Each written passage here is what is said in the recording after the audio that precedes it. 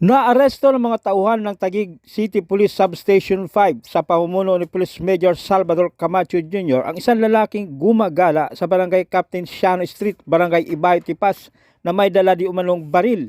Ang suspect na kinilalang si alias Fredo, 42 anyos, na isang security driver, residente ng nasabing barangay at street level individual sa watchlist ng pulisya. Sa ulat ng kapulisan, alas 7:15 ng gabi kamakalawa, habang nagsasagawa ng patrolling sa lugar ang kapulisan ng matanaw ang isang lalaki. Nang lapitan ng pulisya, nakuha sa kanya ang isang caliber 9mm na may kargang 7 bala at 2 gramo ng hininalang pinatuyong daw ng marijuana. Maharap ito sa kasong paglabag sa Republic Act 10591 o Comprehensive Law on Firearms and Ammunition at RA 9165 o Comprehensive Dangerous Drugs Act of 2002. Parang wala akong alam dito sa pagkahuli ko. Business lang ako para ano. Kagawad, yan po yung nakuha sa kanya non-drug.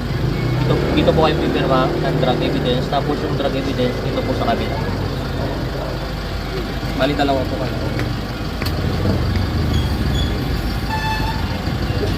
Galing ka kinapunta sa kanila. Wilfredo Perez. Makinig ka sa akin, Wilfredo Perez.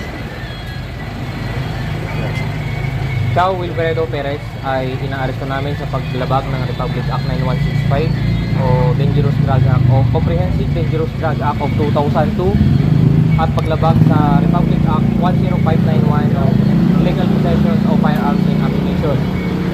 Ikaw ay may karapatang manahimik o magsawalang hibo. Ano man ay sabihin ay maaaring gamitin laban ng pabor sa iyo sa anumang hukuman ng Pilipinas. Ikaw ay may karapatang kumuha ng tagapagtanggol na iyong pili. At kung hindi mo kaya, ito ay pagkakaloob sa iyo ng gobyerno. Naintindihan mo yung karapatan. Nasamsam ng mga otoridad sa dalawang magkasunod na anti-illegal drug operation ang 272,000 pesos na halaga ng illegal na droga mula sa 3 suspect nitong weekend. Unang nasamsam ng mga tawan ng Substation 5 sa panguna ni Police Major Camacho sa isinagawang foot patrol ang 170,000 pesos na halaga ng pinaginila ang shabu mula sa isang babaeng drug suspect sa General Street, Barangay Calzada, Tipas. Kinilala ang naaresto na si alias Jennifer, 41 anyos, residente sa nasabing barangay. Nakumpiska sa operasyon ang 5 plastic sachet ng pinaginila ang shabu na tumitimbang ng 25 grams at nagkakalaga ng 170,000 pesos. Samantala sa magkasunod na araw, arestado naman ang 2 pang drug suspect na kinilalang sina alias John, 25 anyos, residente ng barangay San Nicolas, Pasig City, at alias Alaysa, 18 anyos, na isang vendor at residente ng barangay Hagunoy, Taguig, habang nagsasagawa ng foot patrol ang mga tauhan ng Substation 5 sa Manalo Street, Barangay Calzada, Tipas, Taguig City.